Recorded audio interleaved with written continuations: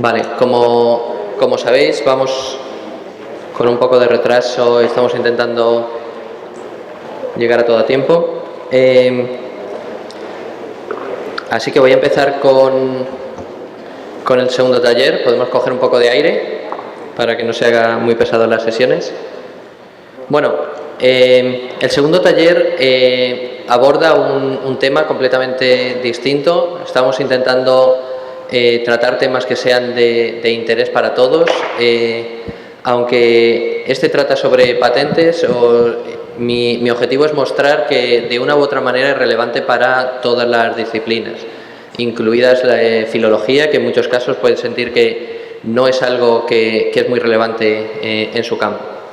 Bueno, el título es un poco provocador, todo lo que deberíais saber sobre patentes y nunca te atreviste a preguntar o nunca ha surgido el tema. Yo creo que es una de las cosas que si uno puede pensar en diferencias entre, por ejemplo, el sistema americano y el sistema en España, pues uno de los más relevantes, especialmente en el campo de la ingeniería, es todo el tema de patentes. O sea, hasta el punto que yo cuando salí de España estuve durante meses persiguiendo a la oficina, a la OTRI, en este caso de mi universidad, intentando tener alguna reunión para ver si una idea era patentable o no. Y al final, pues un poco desistir porque estaban saturados. Y en cambio en Estados Unidos es justo el caso contrario, ¿no? La idea en MIT no te dejan presentar una idea en un congreso si no has pasado por la oficina de transferencia de tecnología, por la oficina de patentes de MIT, para ver si es patentable o no. O sea, digamos que es justo el caso contrario. Bueno, ahí intentaba empezar con películas que pueden ser un poco descriptivas referente al tema de la importancia de patentes. Bueno, la película de Joy es de este año, muestra al final pues una especie de todo el camino que se lleva desde un invento, como es una versión de la fregona española, pero versión americana, y todo lo que hace falta para finalmente convertirlo en un producto de éxito. Al final, una de las cosas pasa obviamente por patentar. Y el otro ejemplo es de una película ya más antigua, en el que muestra toda la pelea legal desde tener un invento patentado hasta conseguir que una empresa grande que infringe una patente finalmente acepte que realmente ha infringido una patente existente. Bueno, estos son ejemplos, seguro que luego os puedo animar. No sé si alguno conoce alguna película que recuerde en el tema de patentes. Si eso, ahora en el turno de preguntas podemos comentar. Bueno, este es un largo recorrido. Al final, cuando se habla de patentes es solo un paso en todo un camino que va desde tener una idea hasta finalmente convertir esa idea en realidad. Esto es algo que muchas veces, especialmente en algunos momentos en los que se ha intentado fomentar el desarrollar patentes, yo creo que se puso como parte en la que se valoraba mucho en un currículum y España empezó a tener muchas patentes que finalmente se abandonaban porque no se estaban explotando. Pues tampoco es la idea. O sea, si uno entra en el momento de voy a patentar una idea, es con el objetivo de darle una continuidad. Patentar por patentar es perder dinero y tiempo. Bueno, pues intentaré contar todo el recorrido desde tener una idea, patentarla, registrarla adecuadamente, ofertarla, hablar con la gente. Es como el tema de publicas y luego lo presentas en congresos, de tal manera que la gente conozca sobre el tema. Finalmente pueden decidir si les convence y invierten dinero en esa idea y posteriormente pues se licencia o uno decide desarrollar la idea por sí mismo.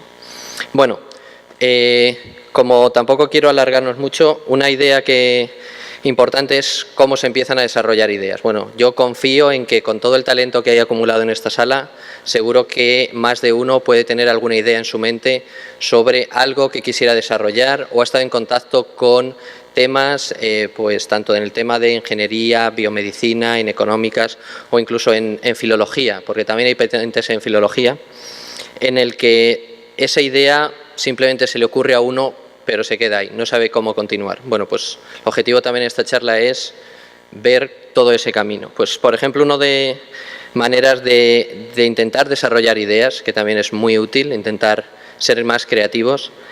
Consiste, bueno, yo recomiendo un método curioso, el método TRIZ, que, bueno, hay distintos métodos, lluvia de ideas, seguro que conocéis muchos métodos. Este fue desarrollado por un ingeniero ruso que trabajaba en una oficina de patentes y al final, intentando simplificar todo, dijo, al final todas las ideas son prácticamente las mismas. Puedo reducir todas las ideas, toda la creatividad que estaba en las patentes en 40 principios básicos. Al final era pues intentar simplificar o partir algún tipo de problema en partes y luego solucionar uno a uno. Al final son como principios en los que, bueno, la inventiva humana, aunque nos puede parecer que la creatividad es infinita, no es tanto, nos regimos al final por una serie de reglas. Un ejemplo, bueno, aquí indicaba, por ejemplo, todo se intenta solucionar paradojas. Por ejemplo, un teléfono móvil siempre ha estado el problema de la gente quería un teléfono lo más pequeño posible con una pantalla lo mayor posible. Bueno, pues las maneras de solucionar eso, que parece una paradoja, no puedes hacerlo pequeño y la pantalla grande, es eliminar el teclado. Si eliminamos el teclado, todo el móvil será pantalla. Bueno, pues eso es lo que al final se ha venido a realizar. Ese tipo de métodos son bastante interesantes. Hay bastantes libros, los rusos son un poco duros, los libros americanos son una aproximación un poco más divulgativa sobre el tema. Y bueno, pues para empezar a plantear ideas o intentar desarrollar la creatividad, lo recomiendo. Bueno, este es un ejemplo de idea que se ha desarrollado en MIT, que a mí personalmente me gusta. He estado viendo partes del desarrollo. Es una rueda eléctrica que básicamente permitiría tener una bicicleta normal, de tal manera que simplemente cambiando la rueda trasera, que tiene una serie de baterías y una serie de guarda información y la transmite de manera a dispositivos móviles, pues permite tener una bicicleta eléctrica que de tal manera que cuando uno la aparca se puede llevar la rueda para que no lo roben. Si esto gente en Boston conoce bien, que es bastante normal que te pueden llegar a robar una bicicleta, a mí me ha pasado. Y bueno, pues es una manera de solucionar el tener una bicicleta eléctrica que uno pueda aparcar en la calle sin riesgo a que te la roben, porque uno se lleva la rueda a casa y deja el resto que nadie lo va a tocar. Bueno, pues este tipo de ideas uno piensa. Antes de empezar a venderlo, usaron la plataforma de Kickstarter y crowdsourcing para financiarse. Ahora ya tienen una empresa, la de Super Pedestrian. Bueno, pues estuve mirando cómo lo habían patentado. Obviamente, si uno va a Internet y empieza a buscar patentes, existen una infinidad de patentes respecto a bicicletas eléctricas, hasta una de 1890 que creo que tengo más adelante. Bueno, esta es una de las patentes que registraron este grupo.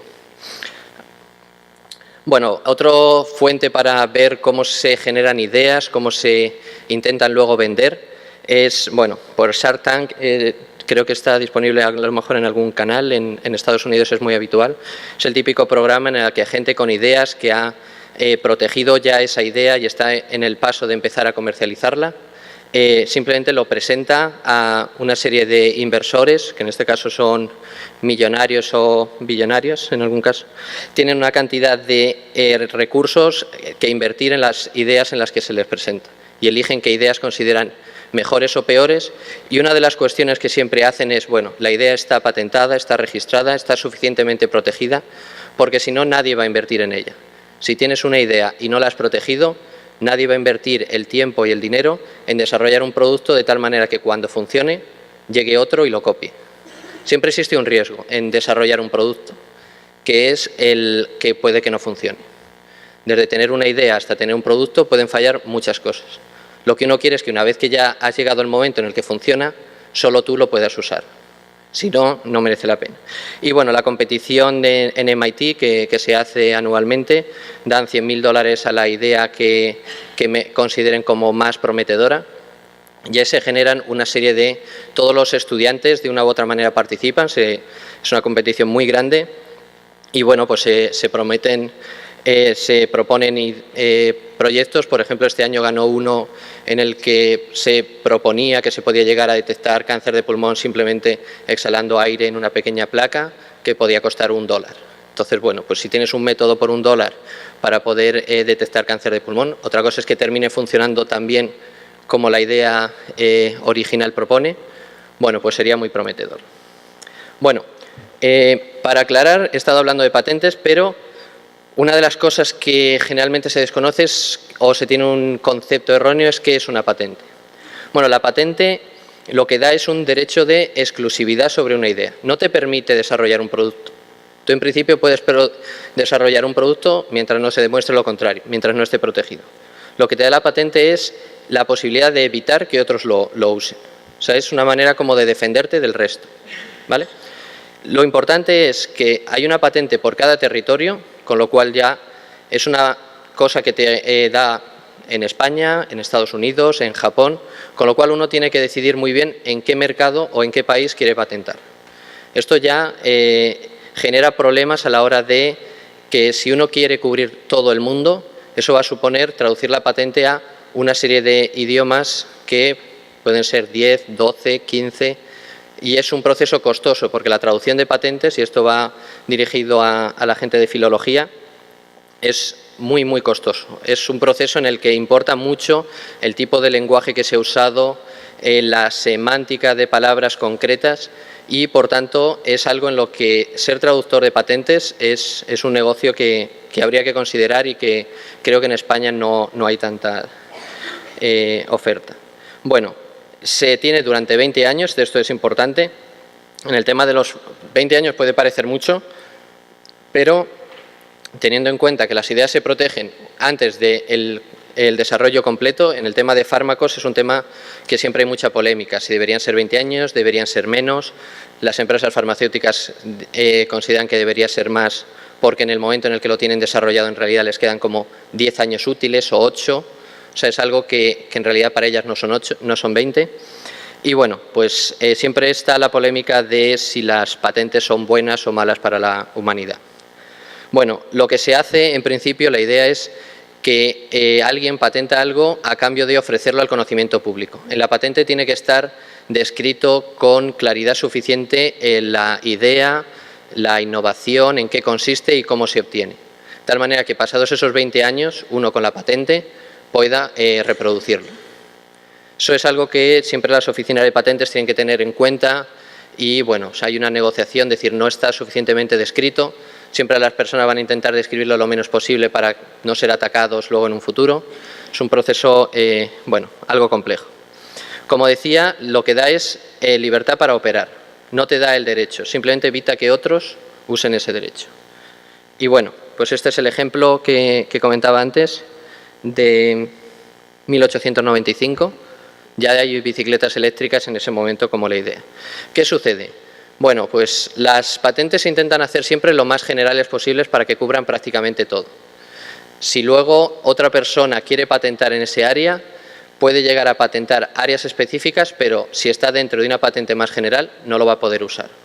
Esto es algo que, bueno, pues siempre hay que intentar cubrir lo mayor posible y las oficinas de patentes dirán, no puedes patentar cualquier tipo de bicicleta porque ya está patentado o porque estás infringiendo otras áreas que tienen protección. Y bueno, como decía, hay distintos objetivos para patentar. La idea es poder desarrollar un producto de manera general o licenciarlo a alguien que tenga más recursos y lo pueda desarrollar. Y bueno, pues siempre hay algunos que lo usan para objetivos como evitar que otros cubran ese campo. Eso en realidad, digamos que son prácticas ya un poco, no sé, menos, son lícitas, pero digamos que menos, que habría que promover menos. Y bueno, simplemente cuando uno tiene una idea, lo siguiente que tiene que pasar es, vale, tenemos una idea, nos decidimos a patentar, vamos a contactar con una oficina, que generalmente en el tema de las universidades lo más sencillo o natural sería acudir a las OTRIs y las oficinas de transferencia de resultados de investigación. Uno va con la idea, consigue una cita y una de las cosas que ellos tienen que ver es que cumpla los requisitos de patentabilidad, ¿vale? Son básicos, están descritos ahí, ¿vale? Tiene que ser nuevo, tiene que ser no obvio y tiene que ser útil, ¿vale? En el fondo, esos son los conceptos. Voy a explicarlos ahora con cuidado. Y bueno, el tema de novedad es, digamos, el más complicado, porque si uno busca en Google cualquier idea que se os ocurra, va a haber algo sobre el tema. Eso siempre es muy, muy, muy difícil que alguien tenga una idea que no remotamente no se parezca a otra. Siempre va a haber algún tipo de conexión, Porque, bueno, si uno piensa en la cantidad de investigadores y mentes pensantes que hay en el mundo, es difícil que no se le haya ocurrido a alguien algo parecido. Generalmente uno puede mirar y desistir, ¿vale? Yo lo que recomiendo es que no se desanime la gente, porque siempre hay maneras de proteger una idea. Por ejemplo, en el tema de la bicicleta eléctrica, la que os enseñaba al principio, lo que ellos han protegido es la manera de enganchar los radios a la rueda central. Puede parecer un poco absurdo, pero de esa manera están protegiendo que nadie más pueda hacer bicicletas como la que ellos hacen, porque al final estarán infringiendo la manera de enganchar la rueda a la batería central. Entonces, bueno, siempre hay posibilidades para proteger una idea, de una u otra manera. La patente será más o menos fuerte, pero se puede ofrecer diversos grados de protección. Bueno, el siguiente paso es que no sea obvio, ¿vale? Tiene que ser no obvio para un experto en la materia, ¿vale? Aquí, bueno, el ejemplo de 1 y 1.2. Hay muchos casos en los que un pequeño cambio a un diseño se puede considerar innovador. Bueno, esto al final las oficinas de patentes te dirán, no es suficientemente novedoso en el tema de que a cualquiera se le podría haber ocurrido. Bueno, esto no suele ser el motivo principal por el que se rechace una patente, pero puede suceder. Y luego que tiene que ser útil, ¿vale? Generalmente este requisito, si a alguien se le ocurre una patente para hacer algo, alguna utilidad tendrá. Con lo que, bueno, aunque existe como requisito, es muy raro el caso en el que hay problemas en este tipo. Bueno, lo siguiente, que bueno, es un paso que las oficinas de patentes van a realizar, es el tema de búsqueda de patentes. Obviamente recomiendo que alguien que tenga una idea, pues lo primero que haga es buscarlo. La página que al final funciona mejor o con la que más he trabajado últimamente es Google. Ha ido mejorando la página de patentes.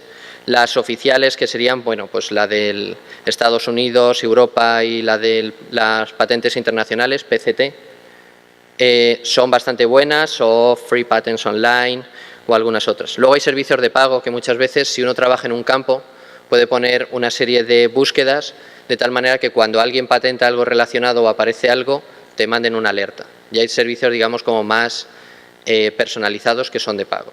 Pero bueno, para así empezar, con Google funcionaría suficientemente bien.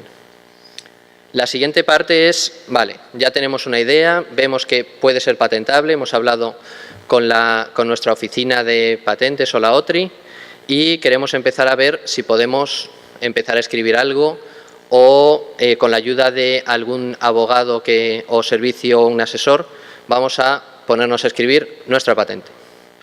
Bueno, ¿en qué partes tiene? Al final, escribir una patente es muy parecido a escribir un paper. Tiene un lenguaje distinto. Esto sería como escribir un paper en un idioma que no fuese inglés o español. Bueno, pues es un lenguaje distinto, hay que saberlo, pero hay que seguir unas pautas y al final hay que buscar un título que no solape con otros que ya existan. Tenemos la información de los autores. En este caso, el orden de los autores no tiene ningún tipo de relevancia. O sea, no es como voy de primer autor en una patente o segundo. Es indiferente. Hay que poner una introducción, una descripción de los métodos que, como digo, igual que sucede en un paper, tiene que tener la información suficiente como para que alguien la reproduzca. Luego, los dibujos, que prácticamente serían similares a los que uno tendría en un paper, tienen su, vamos a decir, lenguaje específico, no puede tener texto añadido, simplemente tiene que tener números que luego se citen en la patente. Y finalmente, las reivindicaciones, los claims, que serían como las conclusiones. La parte de resultados, uno puede poner algunos resultados que ha obtenido, si tenéis datos preliminares de alguna idea, se pueden poner en los dibujos, pero las claims son como las conclusiones, es la parte principal, y la que si uno solo quiere leerse una patente, iría directamente a esa sección, ¿vale? Es raro, pero bueno, a mí me ha sucedido en Boston ver a gente leyendo patentes en el metro, cosa que, bueno, tampoco es que sea lo más divertido del mundo, porque, bueno, es un lenguaje bastante tedioso que precisamente si no eres abogado puede costar un poco. Pero bueno, hay que considerarlo que es un lenguaje propio y simplemente seguirlo. Al final todas acaban pareciéndose mucho.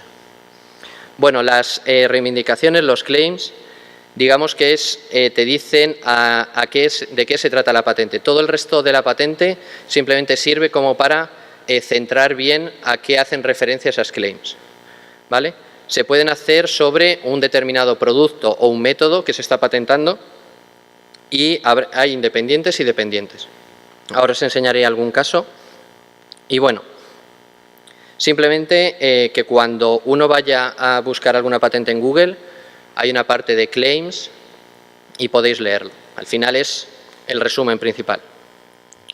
Bueno, una de las cosas que uno necesita es, bueno, empezar a escribir una patente sin ningún tipo de ayuda es muy difícil y poco recomendable. Se puede hacer y hay libros que os puedo dar algunas referencias, pero generalmente es pérdida de tiempo también para las oficinas de patentes porque lo van a rechazar por defectos de forma en el, no sé, 90% de los casos, porque hay que seguir toda una serie de normas muy específicas. Bueno, para eso existen servicios de consultoría, las universidades tienen también sus recursos y bueno, digamos que tampoco conviene dejárselo simplemente a una de estas oficinas de tengo esta idea, me han dado el ok, escribe la patente. Eso, primero, la hora de abogado es carísima, con lo que todo lo que tengáis redactado vosotros, eso que ahorráis en el proceso. Segundo, pueden tener ideas que no sean científicas. Un abogado no es un científico, puede tener una idea completamente distinta a la que vosotros habéis hecho. Así que la idea pasa por, es algo que uno tiene que saber y tenéis que ser capaces de leer la versión final y saber si está realmente diciendo lo que vosotros tenéis en mente. Así que bueno, aunque se usen los abogados o expertos asesores en patentes, también conviene tener ese conocimiento para poder corregir.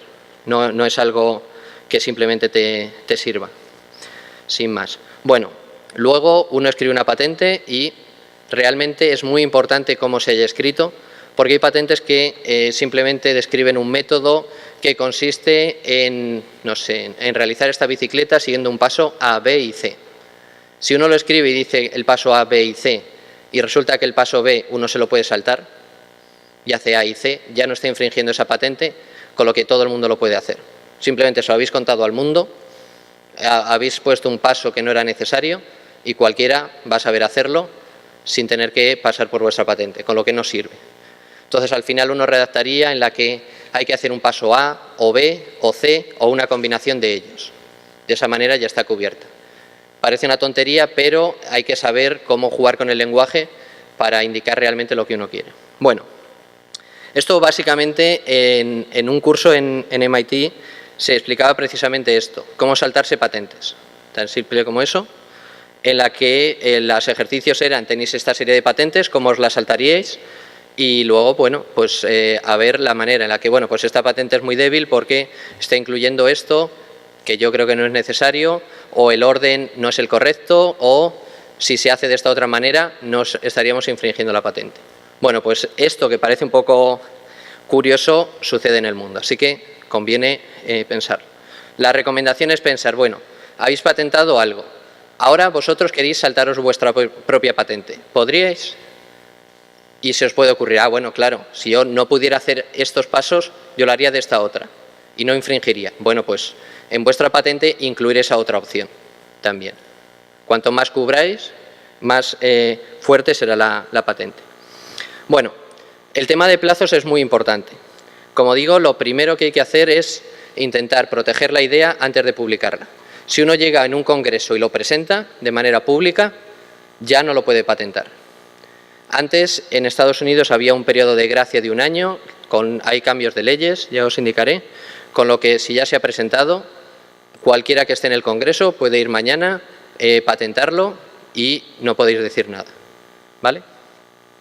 Entonces, ¿qué es lo que conviene? Bueno, pues a nivel interno, los Invention Disclosures o simplemente un informe con el que ir a las OTRIs en las universidades, por ejemplo, esta es la idea básica, he hecho una revisión, parece que no hay nada patentado respecto a esto, se me ocurre que puede generar beneficios o es interesante, de tal manera que ellos hagan un estudio de si quieren darle algún tipo de prioridad o continuar con el proceso. Si es así, se puede lanzar una patente provisional que no es realmente una patente, sino, digamos, es una prepatente. ¿Para qué se hace eso? Bueno, pues como os indicaba, las patentes sirven para obtener algún tipo de protección con la que luego ver si la gente quiere invertir en esa idea. En vez de hablar directamente con inversores o con gente que quiere o que podría ayudaros a desarrollar la idea, que simplemente os pueden robar la idea sin más, si ya tenéis este tipo de protección, os ofrece un año hasta que realmente pagáis todos los procesos de la patente. Durante ese año os dedicáis a contarlo en congresos, a hablar con gente, escribirle a una empresa que a lo mejor conocéis, y en ese momento, si ellos muestran interés, pues se lanza la patente. Si nadie tiene interés en vuestra idea durante ese año, bueno, pues a lo mejor es que no interesa a nadie. Otra opción para ganar más tiempo aún es convertirlo en patente internacional. La PCT te ofrece hasta 30 meses desde el inicio o 18 meses desde el final de la patente provisional. Con eso se gana más tiempo y se ve el nivel de interés en sitios. ¿Qué sucede? En todo ese tiempo uno generalmente ha estado desarrollando prototipos, pruebas y ha ido complementando las ideas originales que se tenía. Si llegado ese momento hay interés en algún tipo de país, en algunos países ya se lanza la patente en cada país en los que se considere oportuno, ¿vale? Todo es un proceso largo que requiere bastantes años. Cuando uno ve una patente en Google puede ver toda la fecha de prioridad, fecha en la que ha sido publicado y bueno, simplemente describe todo el proceso que ha seguido la patente desde que se inició. Bueno, ¿qué pasa si hemos lanzado una patente provisional y al final nos damos cuenta que a nadie le interesa? Bueno, pues no se publica. Eso puede tener la ventaja de que si tampoco lo hemos presentado nosotros en el público o en un congreso o en un artículo, podríamos volver a patentarlo. En el futuro, si vemos con alguna modificación, si vemos que nadie lo ha patentado entre medias. De esa manera, bueno, pues si nos damos cuenta que hay algún cambio que deberíamos haber introducido, a lo mejor conviene dejar que se pase el tiempo y volverlo a lanzar. En todo ese tiempo ha podido pasar que alguien lo haya presentado. Si alguien lo presenta en un congreso, aunque sea vuestra idea, si no la habéis protegido, os olvidáis del tema. Bueno, no siempre es necesario patentar. De hecho, es una de las cosas que se plantea mucha gente. Las patentes es un proceso largo, requiere tiempo y muchas veces es más sencillo simplemente no contarlo. Lo del trade secret y buscar maneras en las que simplemente hay muchas empresas en las que ni siquiera quieren sacar una patente para no dar pistas a la competencia de cómo están haciendo las cosas. Aunque eso les proteja, prefieren que ni siquiera dar pistas de por dónde van. Si ahora, por ejemplo, entre Samsung y Apple están compitiendo y uno saca una patente de, no sé, una teletransmisión con infrarrojos, entonces directamente el otro dice, o sea que van a hacer un móvil basado en infrarrojos y entonces vamos a cambiar la tecnología y dad muchas pistas. Entonces muchas veces se intentan evitar o se guardan cosas sin patentar por esto. Y por otro lado está el tema de los derechos de autor, del copyright, que siempre ofrece una protección básica.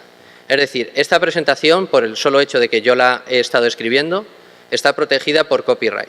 Si alguien la copia, yo puedo decir, oye, esa presentación era mía. Lo que pasa es que es una protección bastante débil y solo para determinados formatos. O sea, no puede llegar a cubrir algo, sobre todo en un juicio, no tiene el mismo peso. ¿Qué sucede? Bueno, pues esta presentación yo podía haberla ido a registrar, lo llevan los mismos servicios que las oficinas de patente, como registrarlo. Entonces, bueno, en caso de juicio, pues tendría más peso si eso está todo registrado como algún tipo de software o elementos basados en derechos de autor. Pero, bueno. Siguiente paso, voy a intentar ahora acelerar un poco para no alargarlo mucho. ¿Qué pasa si hemos logrado una patente? Como digo, no me gustaría transmitir la idea de vamos a hacer patentes por hacerlas. Aquí en el gráfico se muestran los porcentajes que llegan hasta un 64 o 65% de patentes que se han lanzado en España que luego se han abandonado. O sea, son patentes huérfanas y, bueno, pues es una pérdida de recursos y de tiempo. Entonces, el objetivo es tener la idea global de todo el camino que hay que desarrollar, desde que se tiene la idea al producto. Es un camino largo, hay que pensar que no es algo que uno tiene la idea, la patento mañana, seguro que la vendo en 2 meses. No. Hay que pensar que es un proceso que puede tardar 4 años, 5 años, pero que puede marcar la diferencia entre una carrera profesional, incluso basado en investigadores. El tener patentes es algo que es una marca distintiva entre gente que no ha generado ningún tipo de idea productiva. Al final, si uno lo piensa, es una pieza clave que le falta a la economía de España. Estamos muy por atrás de los países europeos en desarrollo de patentes, simplemente porque tampoco a lo mejor nos han enseñado o motivado a hacerlo. Entonces, bueno, las ideas, como decía, sirven un proceso de validación. Nadie va a invertir en una idea si realmente no le demostréis que funciona. Por otro lado, no podéis validar esa idea sin algún tipo de recurso. Sí que se juega muchas veces con cuánto puedes validar la idea sin haber recibido fondos o sin haber decidido protegerla si merece la pena, y hay que estar decidiendo en qué momento trabajamos. Por eso, en ese entorno, la universidad tiene una ventaja bastante buena, que se pueden obtener fondos de investigación en desarrollar toda esa parte de idea que una persona, si uno lo quiere desarrollar por sí mismo en su casa, tendría que invertir todos esos recursos. La universidad, el entorno universitario, es realmente bueno para generar esas incubadoras de ideas, startups, que puedan cubrir el proceso entre la idea y el producto. Bueno, generalmente uno lo que piensa es, bueno, saco una patente, se la vendo a, no sé, a una empresa grande, consigo muchos millones y bien. Bueno, pues como digo, las empresas tampoco son tontas, quieren algo que realmente funcione, que esté validado, y siempre va a haber una negociación entre cómo de validado está y cuántas pruebas más se necesitan. Entonces, bueno, el valor obviamente aumenta cuanto más madura esté la tecnología, así que siempre conviene ofrecerles ideas que estén maduras. Eso, bueno, es algo que supongo que es más o menos obvio. Luego, si llega el momento y tenéis éxito, os van a preguntar, bueno, ¿y cuánto vale esa patente? Claro, uno se queda, no sé, ¿cuánto me das? Bueno, pues hay digamos que en eso también hay empresas dedicadas a realizar ese tipo de estudios. Al final entramos ya en la parte, hemos dejado la parte de más bien de, vamos a decir, biomedicina, ingeniería, hemos logrado traducir las patentes con el área de filología y ahora entramos más en la parte de económicas o empresas de a ver cómo vendemos esto. Bueno, pues hay que realizar un poco una idea de cómo es el mercado. Si uno quiere vender bicicletas, vamos a volver al ejemplo de antes, número potencial de usuarios que comprarían bicicletas. El número es muy grande, sería el TAM, el número total de usuarios. ¿A cuáles vamos encaminados? Pues sería la gente que les guste mucho la tecnología, las bicicletas eléctricas, que sería un porcentaje. ¿A cuántos podríamos llegar si nos ponemos a intentar fabricarlo en los próximos años? Nos quedaremos en un porcentaje más pequeño y ese realmente sería nuestro mercado potencial. Si a todo el mundo al que le gusta mucho la tecnología y las bicicletas le vendiéramos una en una ciudad, sería un número muy grande. Al final vamos a tener un market share, una cuota de mercado que nos podemos fijar y eso nos da una idea de cuánto puede ser ese producto. Luego hay que pensar también cuánto cuesta más respecto a una bicicleta normal. Bueno, toda esa serie de factores. Y bueno, si son ideas más globales o más generales, que en muchos casos sucede, hay que decidir a quién se lo intentamos vender primero. Esto es muy importante, el saber cuál es el primer paso acaba siendo decisivo en la mayoría de situaciones. No es tanto la idea, sino cómo se maneja. Esto es algo que, por ejemplo, la película de Facebook, la de la red social, se ve muy bien. O sea, recomiendo que veáis la película desde la perspectiva de tengo una idea, ¿qué hago con ella? Si se tiene la idea de desarrollar Facebook, esa idea en realidad no era nueva. Tener una red social, todo el mundo estaba desarrollando una red social de una u otra manera, había variedad. Pero el decidir hacer una red social que fuese exclusiva para universidades como Harvard, desde la que se había desarrollado, ya era nuevo. Ya el tema de exclusividad, todo el mundo quería entonces participar. El decidir no poner publicidad y que sea algo exclusivo y bonito, digamos que hizo que la gente entrara. Luego, finalmente, una vez que se ha encontrado que hay suficiente mercado, ya uno puede empezar a poner publicidad, vender y demás. Entonces, ese primer paso es importante. ¿A qué mercado empezamos? Este es un ejemplo de un curso en el que se estaba debatiendo sobre, por ejemplo, un tipo de invento. Se desarrolla un nuevo material y puede servir para muchas cosas. Puede servir para aeronáutica, puede servir para deporte o para en tema de asientos de coches. Cada uno va a tener como propiedades distintas y cada uno es un campo en sí mismo. Entonces, ¿En cuál de estos, por ejemplo, empezaríais vosotros? Bueno, ¿alguno que...? Sí, pero bueno. Sí, se puede pensar en el de mayor productividad, pero bueno, en estos, ¿alguno hay que mojarse un poco? ¿De coches? Bueno, creo que en el que empezaron fueron el de aviones. Al final, ¿cuál fue la decisión? La respuesta es que no hay ninguna solución buena hasta que no se ha realizado. Ese es el problema. Porque uno no puede anticipar, o es muy difícil anticipar, con qué tipo de problemas se va a encontrar en cada uno de los campos.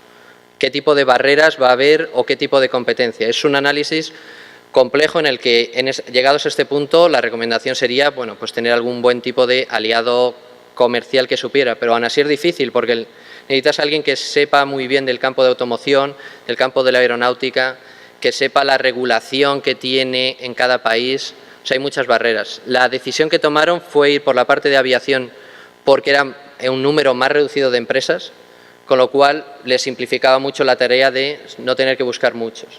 Bueno, al final yo creo que todavía estaban en negociación, estaban intentando esa vía, pero basado simplemente en, bueno, simplificación.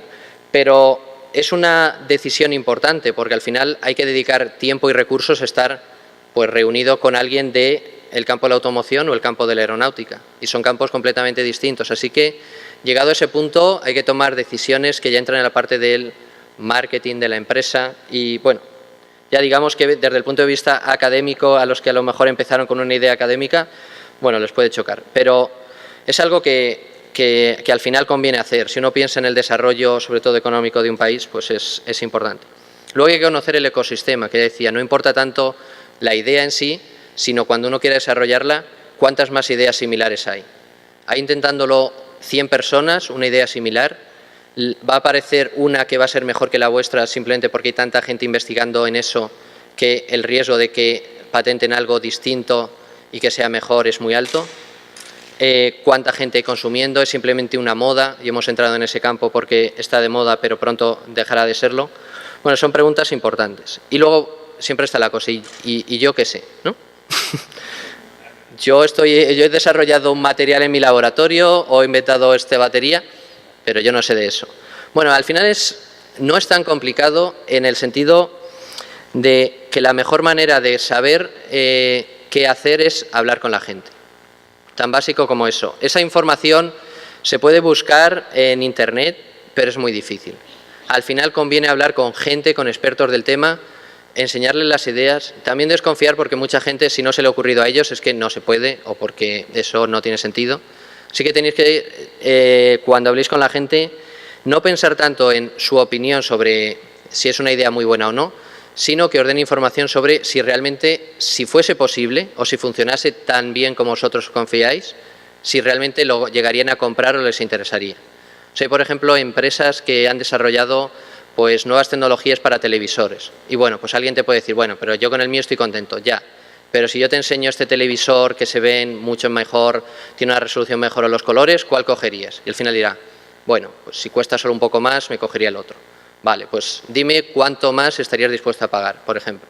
Bueno, pues hay información que al final solo se puede conseguir hablando con la gente. Entonces la idea es plasmarlo en algún tipo de panfleto, algún tipo de propuesta, con algún tipo de precio, características y enseñárselo a la gente. Oye, si yo te demuestro que puedo hacer esto, ¿a ti te gustaría tenerlo? Y la gente te puede dar ideas como, mira, realmente esta parte, esta componente no es tan importante para mí, pero esta otra sí. Esto para mí tiene mucho valor. Bueno, pues entonces adaptar esa idea a lo que la gente te acabe diciendo. Bueno, esto quería incluirlo como siempre las barreras a la innovación es algo que va a estar ahí. Así que no os desaniméis. Si alguien decide tomar en algún momento dado el camino de patentar, desarrollar, no os desaniméis. Siempre va a haber algún tipo de barreras culturales a la innovación. Siempre a la gente le va a costar cambiar. Esto es algo que tenéis que saber. A la gente nos cuesta cambiar. Si siempre hemos hecho las cosas de una forma, si decimos una forma mejor, al principio van a decir no. No lo ven como mejor, lo ven como distinto. Distinto supone aprender. Aprender requiere esfuerzo. No. Entonces hay una barrera en la que muchas veces las invenciones no se realizan de la noche a la mañana. Muchas veces necesitan que haya otros inventos, otras maneras en las que la gente se combinen con vuestro propio invento para poder desarrollarlo. Es así. A lo mejor por vosotros solo no sucede, pero hay otras cuantas innovaciones alrededor que os favorecen. Así que bueno, pues supongo que dedicarse a hacer aplicaciones para móvil hace 15 años era una locura. Ahora es algo que todas las plataformas que se han desarrollado lo hacen de una manera muy fácil. Así que muchas veces eso hay que tenerlo en cuenta. Bueno, y luego también el tema de barreras y de regulación que, bueno, simplemente hay que conocer y saber qué va a requerir. Bueno, también, bueno, lo que quería poner esta transparencia es que si al final es una barrera para vosotros, también lo va a ser para vuestros competidores. Así que, bueno, digamos que tampoco hay que desanimarse. Ya estoy finalizando. La idea es que las leyes también van cambiando, no solo han cambiado en Estados Unidos, en España, bueno, va a haber una nueva ley que entrará en vigor en 2017. Así que, bueno, hay pequeñas modificaciones, pero, bueno, realmente respecto a lo que he contado en esta presentación no va a variar mucho. Y finalmente quería dar una idea de cuánto cuesta una patente, si uno se decide hacerlo. ¿Es algo caro, barato, orden de magnitud? Bueno, realmente la pregunta no tiene una respuesta única porque depende de muchos factores. Si vamos a ir a un país solo, a todo el mundo, si vamos a tener que traducirlo porque lo vamos a hacer en un montón de idiomas, en un montón de países, abogados, tiempo de negociación. Y bueno, aquí hay unos valores. Realmente aplicar una patente es algo barato, con 75 € tenemos descubierto esa parte. Si luego ya lo convertimos a patente, pues ya va subiendo. Si usamos algún tipo de agencia, pues habrá que pagar entre 900 y 6.000 €. Estos son precios de España, en Estados Unidos puede llegar a ser más caro. Y bueno, pues tiene la parte de otro tipo de evaluaciones que hay que realizar, como el tema de ver que el estado del arte, esto que he dicho de buscar, bueno, en Google. La Oficina de Patentes tiene herramientas especializadas en la búsqueda de patentes relacionadas para ver si solapan o no. Y luego también existe el mantenimiento, que parece una tontería, mantener una patente cuesta dinero. El total de los 20 años, porque va subiendo, llega a ser hasta unos 5.000 €. O sea que es algo que si uno quiere hacer por sí mismo, pues tiene que estar dispuesto a pagar ese precio. Obviamente, si nadie lo está comprando, si nosotros no lo estamos usando, no tiene sentido mantener la patente. Bueno, aquí está yo creo que el completo. En la parte de si no pedimos que hagan un examen previo, que simplemente es un informe que realiza la Oficina de Patentes, que da un poco más de peso a la patente, serían 800, si no unos 1.200. Si lo lanzamos como patente europea es 5.000 y si ya incluimos todas las traducciones, aquí se ve el precio de 5.000 hasta 40.000, son todo el tema de básicamente traducciones de las patentes a los distintos idiomas de la Unión Europea. Ahora eso se está intentando simplificar y que se pueda tener en algún idioma, como inglés o alemán. Y luego, si lanzarlo como patente internacional, tiene también otro coste.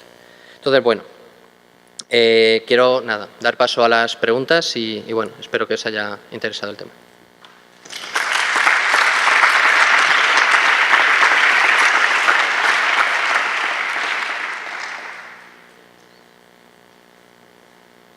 A ver, ¿algún valiente? Sí.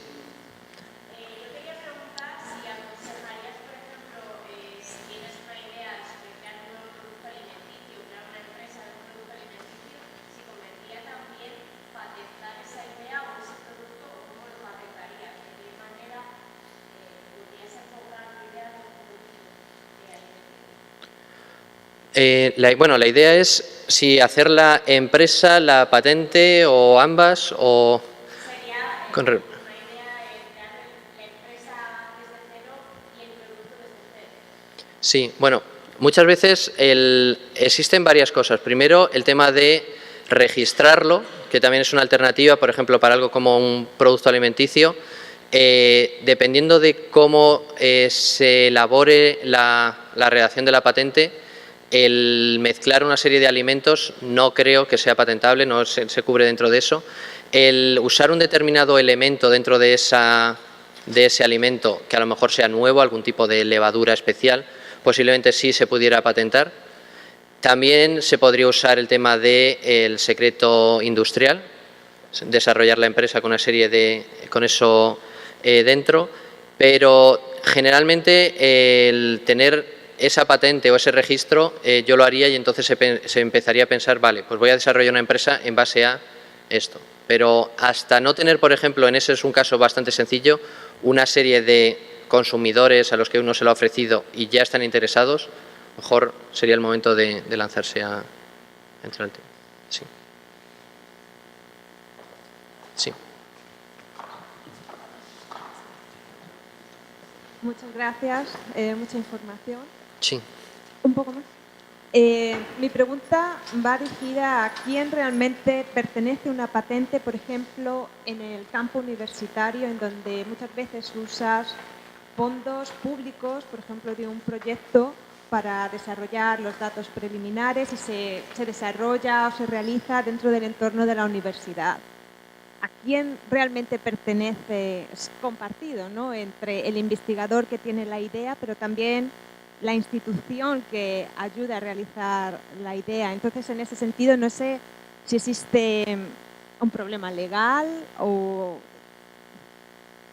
En el campo de la universidad, cuando se registra la patente, son las universidades las que tendrían como un derecho de explotación en ese sentido. Eso cambia también bastante, por ejemplo, de Estados Unidos a España. En Estados Unidos el investigador o el inventor se lleva un porcentaje que cambia mucho de una universidad a otra. Dependiendo de en qué universidad estés, te puedes llevar 0, te puedes llevar hasta un 20-30% de lo que produzca. También tenemos en cuenta que la inversión principal la ha hecho la universidad, al investigador no le ha costado nada, y las universidades lo que ofrecen es o fomentan que se desarrollen las empresas y a partir de ahí se hace una negociación que está en las bases de las universidades sobre qué porcentaje te puedes llevar de esa empresa, que generalmente sería cofinanciada. La universidad tendría una parte en la empresa, es que una startup, y tendría parte de los beneficios que luego se generase. Eso.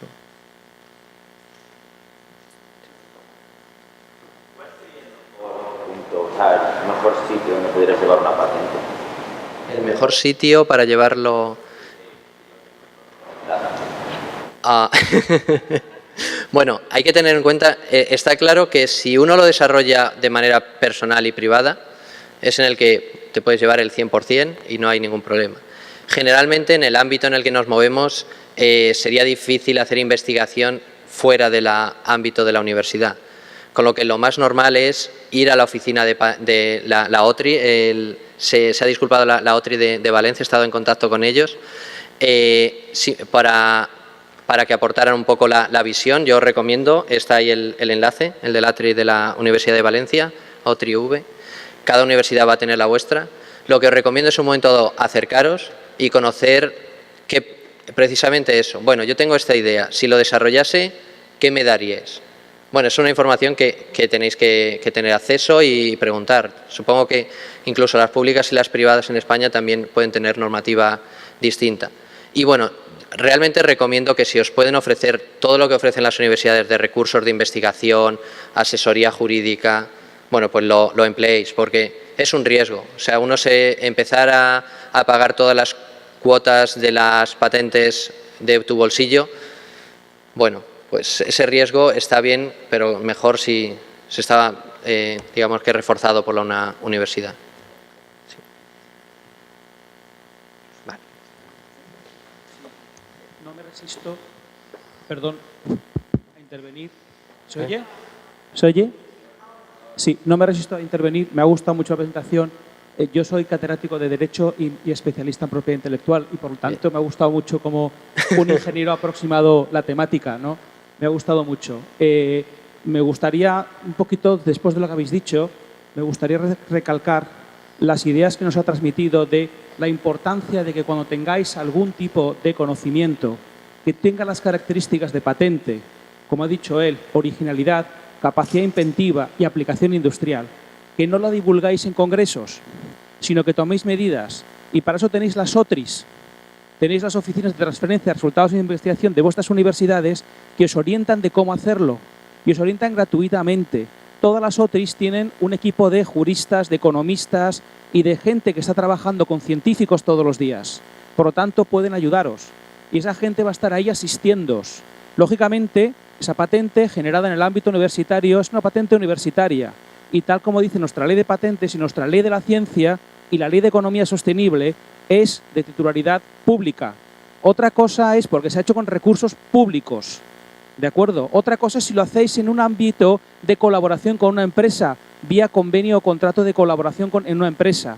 Y otra cosa que será qué pasará después con la empresa resultante, con la startup, con la empresa de base tecnológica que generéis.